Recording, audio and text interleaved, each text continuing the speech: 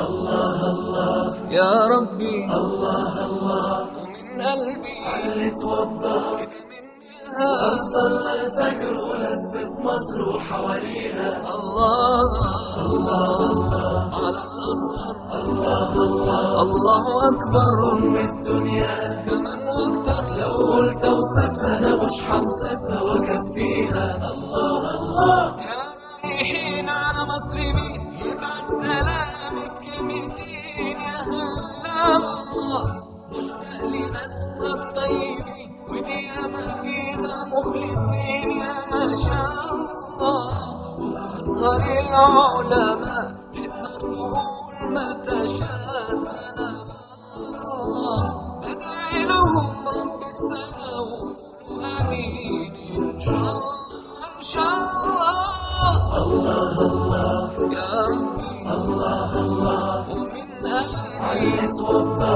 كده مني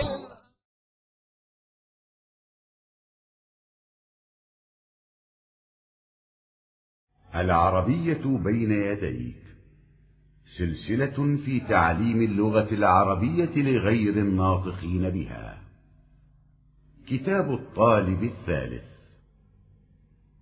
الوحدة الخامسة. الوحدة الخامسة، الدرس 29. استمع إلى النص. الأطفال والقراءة. 1. القراءة مفتاح من مفاتيح المعرفة، وهي من أهم أسباب تقدم المجتمعات، ففيها مجالسة للكتاب والعلماء ومعرفة بأخبار السالفين والمعاصرين وعلومهم. والأمر بالقراءة هو أول ما نزل على النبي صلى الله عليه وسلم من الوحي: اقرأ باسم ربك الذي خلق. ويحرص المربون على تعليم الأطفال القراءة في وقت مبكر من أعمارهم. وعادة القراءة لدى الأطفال تمر بمراحل، هي: 2. مرحلة التناول باليد، وتبدأ في العام الأول من حياة الطفل، فيظهر اهتماما عابرا بالكتب، فيضعها في فمه وينتزع الأوراق ويمزقها. وليكتسب الطفل هذه الخبرة يمكن أن تضع بين يديه أوراقا من مجلات قديمة. ثم تأتي مرحلة الإشارة إلى الصور عندما يبلغ الطفل الشهر 15 من العمر، فينشأ لدى الصغير اهتمام شديد بالصور والكتب. وتقوم الأم بدور رئيس في هذه المرحلة، حيث تقوم بتقليب صفحات الكتاب وطفلها ينظر. 3. مرحلة تسمية الأشياء، وتبدأ في الشهر 18 من عمر الطفل، فيبدأ الطفل في استعمال كلمات يأخذها من معاني الصور، وهذا يساعده على زيادة حصيلته اللغوية. إنه يشير إلى الصور ويسميها: هذا جمل، هذه سيارة، ويسأل أمه: ما هذا؟ 4. مرحلة حب القصص القصيرة السهلة، وتبدأ بعد أن يتم العامين من عمره، وفيها يسمي الطفل عملية النظر إلى الكتاب قراءة، كما يحب أن يسمع قصة عن كل سورة. وفي هذه السن يبدأ الأطفال بإدراك الحروف على أنها أشياء في الصفحات. 5. مرحلة البحث عن المعاني، وتبدأ بعد 2.5 العام أو 3 أعوام، وفيها تبدو الصور للطفل وكأنها أشياء حقيقية فيها حياة، فقد يمد يده ليأخذ شيئا من صورة، وقد يقبل طفلا في صورة. 6. مرحلة القصص وملاحظة الحروف، وتبدأ بعد منتصف العام 4 من عمر الطفل، فيكتسب الطفل القدرة على تفسير الصور والتعليق عليها، كما يبدأ الاهتمام بأشكال الحروف بمثل الاهتمام بالصور. 7. مرحلة إدراك العلاقة بين النص والصورة، تبدأ في 5 من العمر، فيجد فيها الطفل متعة في مصاحبة غيره، لهذا تزداد مهاراته الاجتماعية. وفي هذه المرحلة يجد الطفل متعة في كل ما يثير الضحك، وخصوصا الصور الهزلية. 8.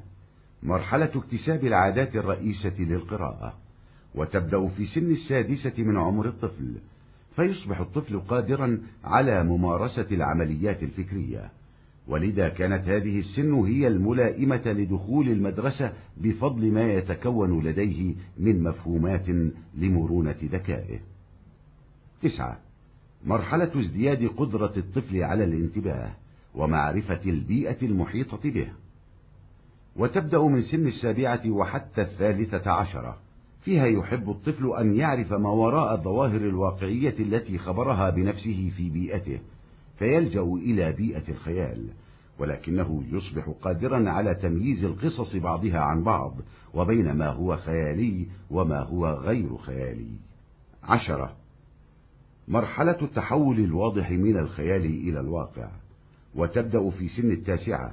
فيحب الأولاد قراءة قصص الجوالة والقصص التي تتناول حياة الأولاد. 11. مرحلة التقليل من القصص الخيالية، وهي من سن 10 إلى 11، ولذا نجد الأولاد يعجبون كثيرا بالأبطال والمغامرين ويحاولون تقليدهم، بينما يظل اهتمام البنات متعلقا بقصص الرحلات وعادات البلاد الأخرى. لذا يجب أن نختار لهم الموضوعات التي لا تتنافى مع قيمنا وأخلاقنا الإسلامية. بسم الله الرحمن الرحيم. Arab tili o'zlaringizda. O'qishlar kitobi 3-qism. 5-bo'lak bolalar va o'qish. 29-dars bolalar va o'qish. O'qish ma'rifat ochqichlaridan bir ochqich bo'lib, jamiyatning taraqqiy qilishining muhim sabablaridandir. Chunki o'qiganda yozuvchi va olimlar bilan hamsuhbat bo'lg'ili, ilgirki va zamondosh kishilarning xabarlari va bilimlarini to'ng'il bo'ladi. O'qishga buyurish payg'ambar sollallohu alayhi vasallamga tushgan tunji vahiydir. Bismillahirrohmanirrohim. Yaratgan Parvardigoringning nomi bilan o'qigin. Tarbiyalovchilar bolalarga o'qishni ularning dastlabki yoshlarida o'rgatishga intiladi. Bolalardagi o'qish odati bir qancha bosqichlarni besib o'tadi. Ular tuvandikicha. Qo'l bilan tutish bosqichi. Bu bosqich kichik bolaning hayotidagi dastlabki yili boshlanadi.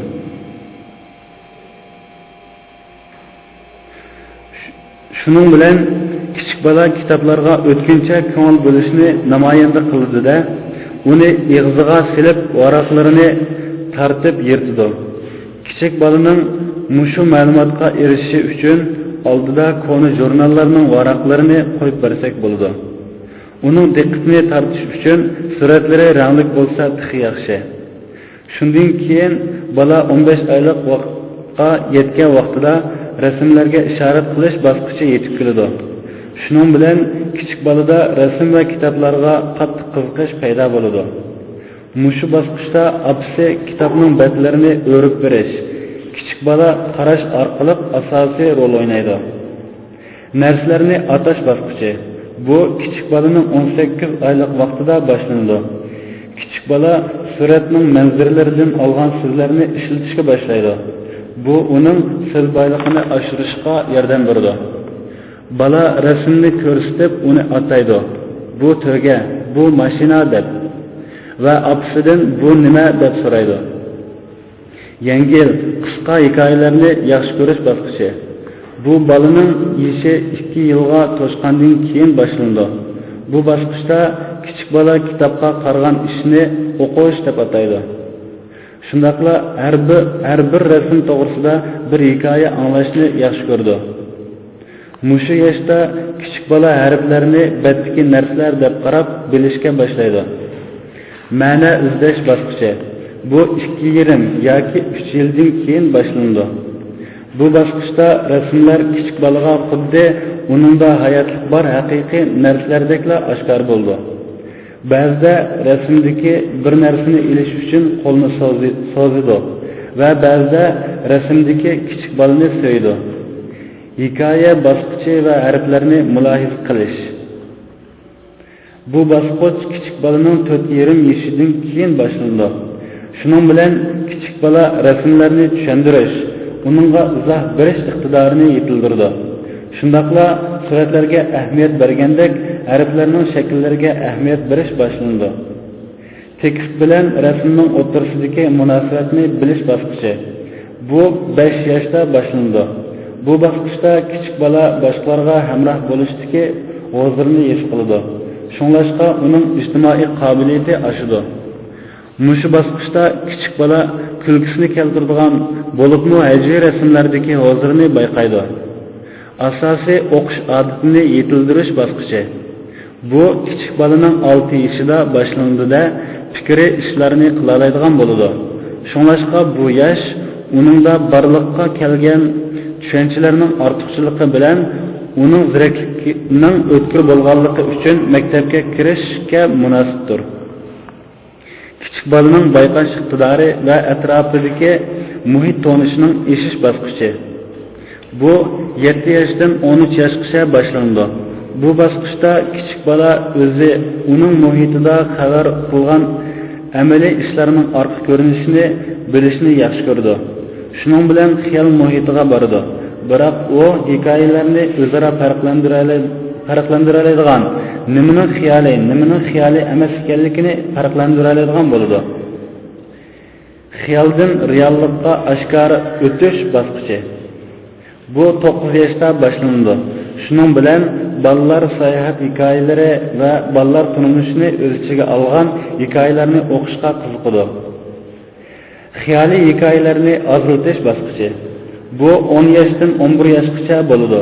Shunlashqa bolalarning botur va qahramonlarga bak qiziqadiganligini hamda ularni do'rashga tirishadiganligini bayqaymiz.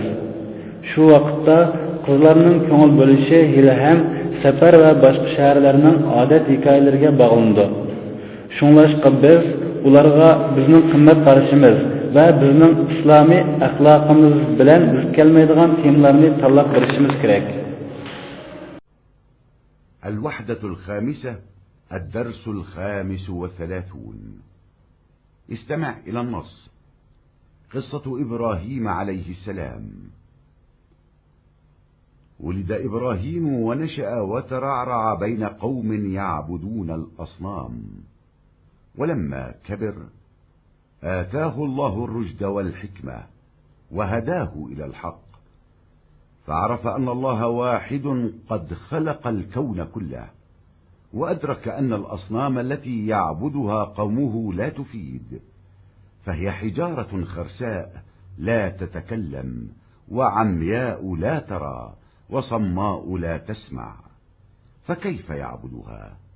هو يملك العقل والبصر والسمع واللسان، وهي لا تملك شيئا. واختاره الله لنشر الدين الصحيح، وجعله رسولا يدعو قومه ويهديهم إلى الله. الدعوة إلى الله. ها هو إبراهيم يذهب ليبلغ ويبين للناس أن الله وحده هو الرب وهو الإله، وهو الذي يجب أن يعبد وحده، وأن تترك عبادة الأصنام كلها لأنها لا تملك نفعا ولا ضرا. دعوته لأبيه.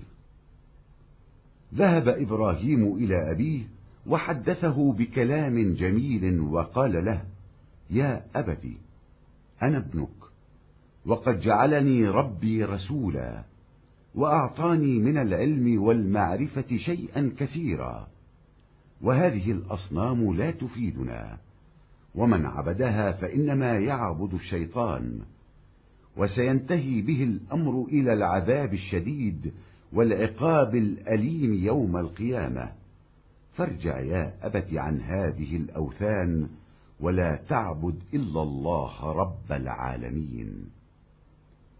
غضب وحلم. ولما عرض إبراهيم هذه الدعوة على والده غضب وأبى أن يسمع كلامه، وقال له محتجا: قال: أراغب أنت عن إلهي يا إبراهيم؟ أي أتريد ترك عبادتنا؟ لئن لم ترجع إلى عبادة الأصنام لأقتلنك، فاهجرني وابتعد عني، واحذر سخطي وغضبي. ولم يكن من إبراهيم إلا أن قابل تهديد والده بنفس مطمئنة وأجابه: سلام عليك، سأستغفر لك ربي إنه كان بي حفيا، وأعتزلكم وما تدعون من دون الله.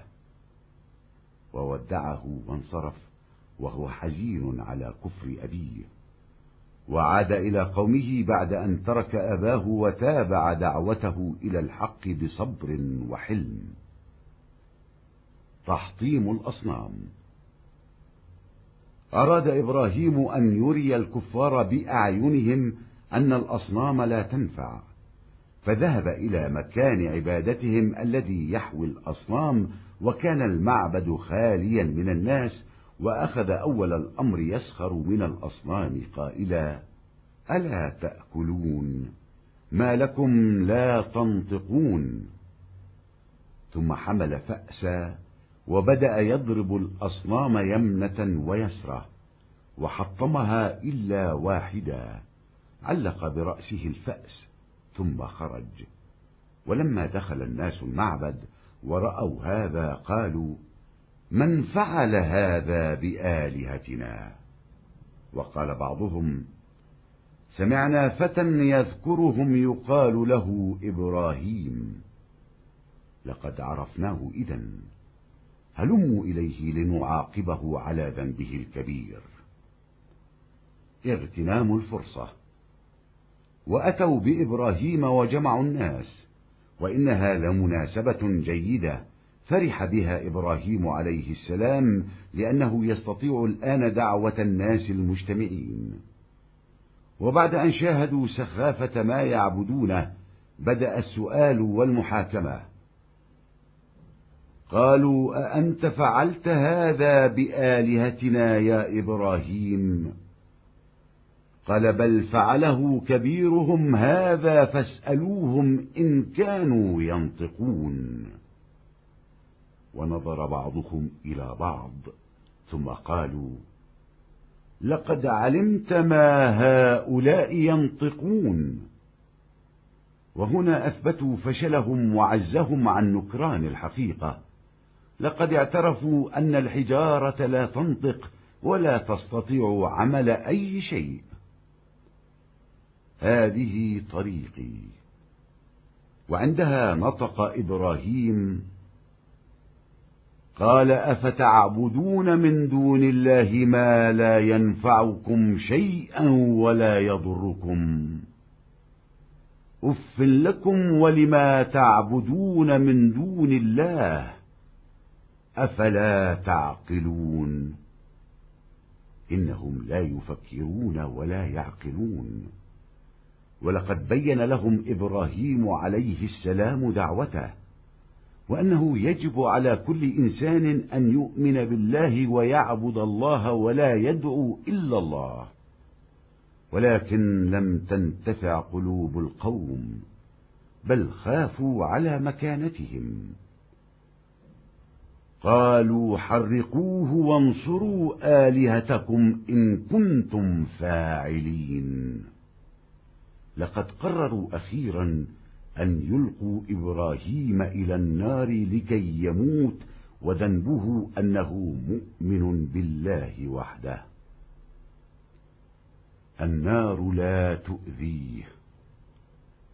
وألقوا إبراهيم في النار بعد إشعالها، لكنه لم يخف، لأنه قوي الإيمان وسينقذه الله. وها هو الأمر ينزل من السماء. قلنا يا نار كوني بردا وسلاما على إبراهيم. وتنطفئ النار دون أن تؤذي إبراهيم، ويتعجب الناس ويخجلون من موقفهم المخزي. وصدق الله.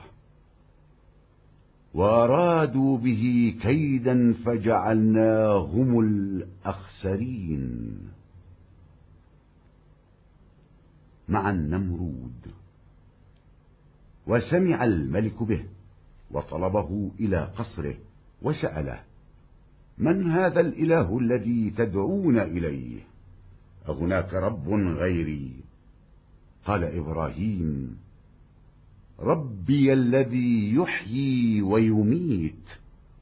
فقال النمرود: أنا أحيي وأميت، أي أقتل من أشاء وأعفو عمن أشاء. وهنا يبرز ذكاء إبراهيم عليه السلام، فها هو ذا يسأل النمرود سؤالا صعبا يكشف به أمام الناس كذب النمرود، فيقول له: فإن الله يأتي بالشمس من المشرق فأت بها من المغرب، أي من يحيي ويميت يقدر على ما هو دون ذلك، وحتما لا يستطيع النمرود، ونظام الشمس ثابت بيد الله وحده. وهنا ظهر كذب الملك، وخاف وأمر إبراهيم أن يترك البلاد إلى بلاد أخرى بعيدة يعبدون النجوم. وتوقف إبراهيم عليه السلام عند قوم يعبدون النجوم، وأحب أن يتبع معهم أسلوب المناقشة والحوار لكي يتركوا عبادة النجوم، فصعد مكانا مرتفعا والناس يرونه، ونظر إلى السماء فرأى كوكبا فصرخ فنادى: هذا ربي إنه جميل. وأبدى إبراهيم فرحه أمام الكفار، وبعد قليل اختفى الكوكب، فأبدى حزنه وقال: لقد اختفى الإله، إذا ليس الكوكب إلهي، فالإله لا يغيب. وفتش عن إله غيره، ولفت نظره حجم القمر، إنه أجمل وأكبر. نادى من جديد: ها هو ذا ربي إنه أكبر وأجمل، وهذا لن يختفي. ولكن القمر لم يسمع كلام إبراهيم وغاب في الصباح. وأظهر إبراهيم حزنه من جديد، وخرجت الشمس تسطع صباحا، فقال: إنها أكبر من القمر، وهذه لن تغيب مثل الكوكب والقمر. وانتظر حتى المساء، لكنها غابت. وعندها بين إبراهيم عليه السلام للناس الحقيقة، وقال: الكوكب غاب واختفى، والقمر ذهب ولم يعد، والشمس رحل نورها الآن، إذن فمن الإله الحقيقي؟ إنه الله، إنه خالق الكوكب والقمر والشمس وخالق الكون كله. وفرح وصرخ وصاح: لقد عرفت يا ربنا أنك أنت الله، أنت ربي لا إله إلا أنت، وأنت لا تغيب أبدا، وأنت معي لأنني مؤمن وأنت تحب المؤمنين. هجرة إبراهيم إلى مكة. ترك إبراهيم بلاده وسار مع زوجته هاجر وولده الصغير إسماعيل إلى مكة، التي لم يكن فيها ماء ولا زرع ولا شجر. وهناك ترك أسرته الصغيرة ورجع إلى مكانه الأول الذي جاء منه، ونفض طعام الأسرة، وبكى الصغير من الجوع والعطش. فأخذت والدته تركض هنا وهناك تبحث عن نبع ماء، وعندما عادت إلى طفلها وجدته يضرب الأرض برجليه الصغيرتين، ثم رأت الماء يخرج من بين الصخر والحجارة، ثم سال الماء غزيرا، فسقت الأم طفلها وشربت. واجتمع الناس حول ذلك الماء، بئر زمزم، وقرروا أن يعيشوا عند ذلك المكان. ورجع إبراهيم بعد مدة إلى أسرته الصغيرة، وفي ذلك المكان الذي نبع فيه الماء أمره الله سبحانه وتعالى أن يقوم ببناء الكعبة مع ابنه إسماعيل، فرفعا قواعد أول بيت عبد الناس فيه الله عز وجل. قال تعالى: وإذ يرفع إبراهيم القواعد من البيت وإسماعيل ربنا تقبل منا إنك أنت السميع العليم. انتهت الوحدة. بسم الله الرحمن الرحيم. Arab tili o'zlaringizda. O'quvchilar kitobi 3-qism. 35-dars İbrahim alayhissalomning qissasi. İbrahim alayhissalom butlarga ibodat qilgan qavmning orasida tug'ilib o'sib yetildi. Cho'ng bo'lgan vaqtida Alloh uningga to'g'ri yo'l va hikmat ato qilib haqiqatga boshladi. Shuning bilan İbrahim Allohning bir barliq koinotni yaratganligini tanidi hamda qavmi ibodat qilayotgan butlarning foyda yetkazolmaydiganligini bildi. Chunki ular so'zlayolmaydigan gacha, ko'rolmaydigan qarg'u, anglayolmaydigan gaz tashlar tursa, qandaqmi ularga ibodat qilsin, u aql, ko'z, quloq va tilga ega tursa, ular hech narsa ega bo'lmasa, Alloh uni sog'lom dinni tarqatishga tanlab, qavmini da'vat qilib, Alloh tarafiga boshlaydigan elchi qildi. Allohga da'vat qilish. Mana bu İbrahim alayhissalom kishilarga tabliğ qilib, Allohning yolg'iz ekanligi, Parvardigor ekanligi, iloh ekanligi, yolg'iz ibodat qilinishga tegishli zot ekanligi hamda butlarga qilingan ibodatlarning hammasining tashlanishi kerak ekanligi, chunki ular foyda va ziyonga ega emas ekanligini bayon qilish uchun ketyapti. İbrahim alayhissalomning dadasini da'vat qilishi. İbrahim alayhissalom dadasining qishig'iga borib, uningga chiroyli gaplarni qilib mundoq dedi. Bismillahirrohmanirrohim. Dada, men sening o'g'ling, Parvardigorim meni elchi qildi. Menga ilm ma'rifatdan nurg'un narsalarni berdi. Bu butlar bizga foyda yetkazolmaydi. Kimiki bularga ibodat qilsa, shaytonga ibodat qilgan bo'lib, bu ish uni qiyomat kuni qattiq azob va dardli jazoga ilib boradi. Ey dada, shunga bu butlardan qaytgan. Olimlarning Parvardigori bo'lgan Allohga ibodat qilgan. Ochiqlanish va muloyimlik. İbrahim alayhissalom mushu da'vatni dadasiga to'g'rilgan vaqtida dadasi ochiqlanib, uning gapini anglashga unimidi hamda uning bilan jidallashib mundoq dedi. Bismillahirrohmanirrohim. İbrahimning otasi mundoq dedi. Ey İbrahim, sen mening ilohimdan yuz o'rmoqchimi? Ya'ni bizning ibodatimizni tashlamoqchimi? Agar butlarga ibodat qilishdan qaytmasang, seni o'ldiribman. Shunga meni tashlab yiroq tur. Mening g'azabimdan hazar ayla. İbrahim dadasining tahdidiga tamkin ruh bilan javob qaytiribla mundoq dedi. Bismillahirrohmanirrohim. Sana amonlik bo'lsin. Parvardigorimdan sana mag'firat tilayman. Alloh menga haqiqatan mehribondir. Sizlardan va sizlar Allohni qo'yib choqinayotgan narsalardan yiroq bo'lman. İbrahim dadasi bilan qo'shilib, dadasining kufrligiga bearam bo'lgan holda qaytdi. Dadasini tashlagandan keyin qavmining qishig'iga qaytib, haqiqatga sabr va muloyimlik bilan da'vatini davomlashtirdi. Butlarni chiqish. İbrahim kafirlarga ko'z oldida butlarning foydasi yo'qligini ko'rsatib qo'ymoqchi bo'ldi-da, butlarni o'z ichiga olgan, ular ibodat qilgan o'ringa bordi. Bu ibodatxona kishilardan xoli edi. Ishning dastlabida butlarni mundoq deb masxara qilishga boshladi. Bismillahirrohmanirrohim. Yemansizlar, nimishqa gap qilmaysizlar. Ondan keyin paltini ilib, butlarni o'ng-so'l urishga boshladi. Birdan boshqa butlarni pachaqlab, paltini shu butning beshiga esib qo'ygandan keyin chiqib ketdi. Kishilar ibodatxonaga kirib, bu ahvolni ko'rib, mundoq deyishdi. Bismillahirrohmanirrohim. Ular bayramidan qaytib kelib, butlarimizni bundoq qilgan kim dedi. Ularning ba'zisi mundoq deyishdi. Bismillahirrohmanirrohim. Ularning ba'zisi İbrahim ismli bir yigitning ularni aytganligini anglagan edi dedi. Ya'ni shu qilgan bo'lishi mumkin dedi.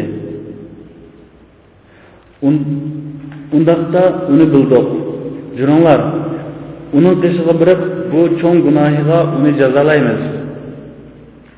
Fursatni chang tutish. Ular Ibrohimni ilib kelib kishilarni yig'di. Bu yaxshi bir munosabat edi. Ibrohim bu munosabat bilan xushal bo'ldi.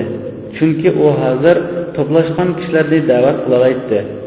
Ular o'zlari ibodat qiladigan narsalarning bechora holatini ko'rgandan keyin savol-so'roq boshlandi. Bismillahirrohmanirrohim. Ular: "Ey Ibrohim, butlarimizni mushunda qilgan senmi?" dedi. Ibrohim: "Yo'q, balki ularning muni cho'ngi shunda qildi. Agar ular so'zlayolsa, kimning chaqqonligini ularning o'zlaridan so'rab boqinglar" dedi. Ular o'zaro qarashgandan keyin mundaq deyishdi: "Bularning gap qilolmaydiganligini sen obdan bilsan-ku." Shu chaqda ular o'zlarining haqiqatni inkor qilishdan mag'lub bo'lganligini va ojizligini isbotlab qo'ydi. Ular tashning so'zlayolmaydiganligini, aytishni qilolmaydiganligini e'tirof qilgan edi. "Bu mening yo'lim." Shu vaqtda Ibrohim so'zildi. Bismillahirrohmanirrohim. Ibrohim aytdi: "Sizlar Allohni qo'yib, sizlarga hech foyda yetkazilmaydigan va ziyon yetkazilmaydigan narsalarga cho'qinansizlar. Sizlarga va Allohni qo'yib, sizlar cho'qinayotgan butlarga tufi. Sizlar tushunmaysizlar." Ular tafakkurni qilmaydi, ham tushunmaydi. Ibrohim alayhissalom ularga o'zining da'vatini va har qanday insonning Allohga iymon etib, Allohga ibodat qilib, Allohga duo qilishi kerak ekanligini bayon qilgan bo'lsa-mu, biroq bu qavmning dillari manfaatlanmadi. Balki ular o'zlarining o'rnidan asrashdi. Bismillahirrohmanirrohim. Ular aytdi: "Ibrohimni ko'ydiribdinglar. Ilohinglarga yordam beringlar. Agar ularga haqiqiy yordam bermoqchi bo'lsanglar." Ular oxiri Ibrohim alayhissalomni o'tga tashlab o'ldirishni qaror qildi. Uning gunohi bo'lsa, yolg'iz Allohga iymon etgan edi. O't uningga ziyon yetkazmaydi. Ular Ibrohimni o'tni yoqqandan keyin tashladi. Biroq u qo'rqmadi, chunki uning iymoni kuchli bo'lib, Alloh uni qutqazdi. Mana bu buyruq osmondan tushyapti. Bismillahirrohmanirrohim. Biz o'tqa: "Ey o't, Ibrohimga sog'liq va omonlik baxsh etadigan bo'lib bergan" dedik. O't Ibrohimga ziyon yetkazmasdan o'chyapti. Kishilar hayron bo'lyapti. O'zlarining har o'rindan xijil bo'lyapti. Bismillahirrohmanirrohim. Ular Ibrohimga ziyonkashlik qilmoqchi bo'ldi. Biz ularni eng ziyon tortquchi qildik. Namrud bilan podshoh Ibrohim alayhissalomni anglab, uni ordusiga chaqirtib, undan so'radi: "Sen bizni chaqirayotgan bu iloh kim? Mendan boshqa parvardigor bormi?" Ibrohim alayhissalom mundaq dedi: "Bismillahirrohmanirrohim. Mening parvardigorim o'likni tirildiradi, tirikni o'ldiradi." Shuning bilan Namrud mundaq dedi: "Men tirikziman, o'ltirman. Ya'ni xohlagan odamni o'ltirman, xohlagan odamdan kechirim qilaman." Shu chaqda Ibrohim alayhissalomning zirakligi namoyon bo'ldi. Mana u kishilar oldida Namrudning yolg'onchiligini eshitib beradigan qiyin savolni Namruddan so'rab mundaq da'vat etdi: "Bismillahirrohmanirrohim. Alloh haqiqatan kunni sharqdan chiqara oladi. Sen uni g'arbdan chiqarib boq." Ya'ni tirgizib o'ldiradigan kishi uningdan tuvan ishlarni qila oladi. Namrud keskin qila olmaydi. Quyoshning intizomi yolg'iz Allohning qo'li bilan bekitilgandir. Mush vaqtda podshohning yolg'onchiligi oshkor bo'lib qo'rqdi va Ibrohimni bu shaharni tashlab boshqa Iroq shahriga ketishga buyurdi. Yulduzlarga ibodat qildi. Ibrohim alayhissalom yulduzlarga ibodat qiladigan qavmning qishida to'xtab, ular bilan ularning yulduzga ibodat qilishni tashlashi uchun munozirlashish va suhbatlashish uslubiga ergashmoqchi bo'ldi. Shuning bilan kishilar uni ko'radigan egiz joyga chiqib osmonga qaradi-da, yulduzni ko'rib, tovlab mundaq deb nido qildi. Bu mening Parvardigorim, u chiroyli. İbrahim alayhissalom kuffarlarning oldida xushallikni oshkor qildi. Azroq vaqtdan keyin yulduz g'oyib bo'ldi, o'zining bearomligini oshkor qilib mundaq dedi: Iloh g'oyib bo'ldi. Undaqda yulduz mening ilohim emas, chunki iloh degan g'oyib bo'lmaydi. Va undan boshqa bir ilohni izladi. İbrahimning nazarini oyning hajmi tortdi. U chiroyli va cho'ng edi. İbrahim boshqadan nido qildi: "Mana bu mening Parvardigorim, u cho'ng ham chiroyli, hargiz g'oyib bo'lmaydi." Biroq oy İbrahimning gapini anglamay, atigini g'oyib bo'ldi. İbrahim bearomligini yana oshkora qildi. Quyosh atigini nur chechib chiqdi. Shuning bilan İbrahim alayhissalom bunday dedi: "Bu oydan cho'ngroq ekan. Bu hargiz yulduz va oyga o'xshash g'oyib bo'lmaydi." İbrahim kech kirgicha saqildi. Biroq u g'oyib bo'lib ketdi. Shu chog'da İbrahim alayhissalom kishilarga haqiqatni bayon qilib mundaq dedi: "Yulduz g'oyib bo'lib yo'shirindi, oy qaytib kelmadi. Quyoshning nuri hozir yo'qoldi. Undaqda haqiqiy iloh zoti kim? U Allohdir. U yulduz, oy va quyoshni yaratuvchi, butkul koinotni yaratuvchi zotdir." İbrahim xushal bo'lib varqirab to'ldi: "Ey Parvardigorimiz, bildim, o'zlari Alloh, o'zlari mening Parvardigorim, o'zlaridan boshqa iloh yo'q. O'zlari mangu g'oyib bo'lmaylar. O'zlari men bilan birga, chunki men mu'min. O'zlari mu'minlarni yaxshi ko'rlar." İbrahimning Makkaga hijrat qilishi. İbrahim shahrini tashlab ayoli Hajar va kichik bolasi Ismoil bilan suv va yoki ziroat va yoki daraxt bo'lmagan Makkaga qarab mandi. O'zining kichik oilasini shu yerga tashlab qo'yib, o'zi kelgan dastlabki o'rniga qaytdi.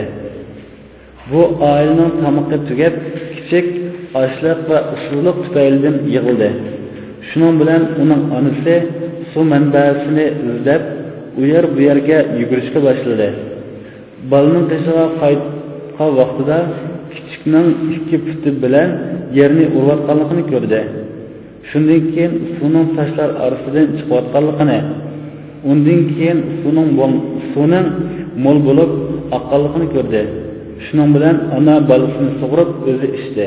Kishilar shu suv, ya'ni Zamzam quduqining atrofiga yig'ilib, shu yerda yashashni qaror qildi.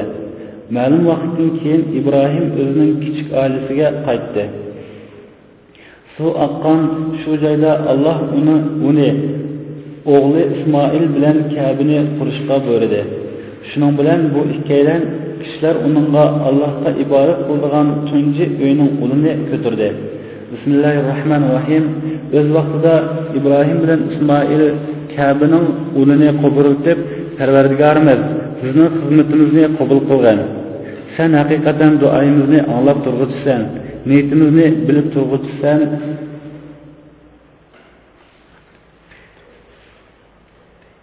Deydi.